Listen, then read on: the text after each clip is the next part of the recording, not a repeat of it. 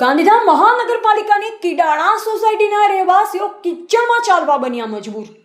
Deputy mayor તથા ward number 6 ના corporator Navinbhai ઝરૂના વિસ્તારમાં વિકાસના દાવા પોકળ।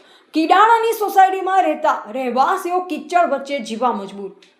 ગાંધીધામ મહાનગરપાલિકાના વોર્ડ નંબર 6 હેઠળ આવેલી કિડાણાની શ્રીજીનગર, મૈત્રી રેસિડેન્સી, કરણજીનગર, વૈભવ વિલા, પૃથ્વીનગર સહિતની અનેકો સોસાયટીઓમાં રોડ રસ્તાની દયનીય સ્થિતિના કારણે સ્થાનિક રહેવાસીઓ ભારે હાલાકીનો સામનો કરી રહ્યા છે।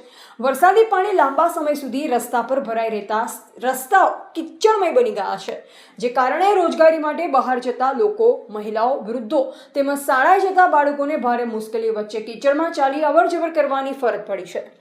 જાગૃત પત્રકાર દ્વારા વરસાદી મોસમ દરમિયાન ડેપ્યુટી કમિશનર રામાનુજ સાહેબ, ડેપ્યુટી મેયર નવીનભાઈ ઝરૂ તથા મહાનગરપાલિકાના સંબંધિત અધિકારીઓને વોટ્સએપ મારફતે વિડીયો અને સંદેશા મોકલી રસ્તા પર તાત્કાલિક મલમો નાખી મરમત કરવાની રજૂઆત કરવામાં આવી। તેમ છતાં આજ દિન સુધી કોઈ જ અસરકારક કાર્યવાહી કરવામાં આવી નથી, જે કારણે સ્થાનિકોમાં ભારે અસંતોષ જોવા મળી રહ્યો છે।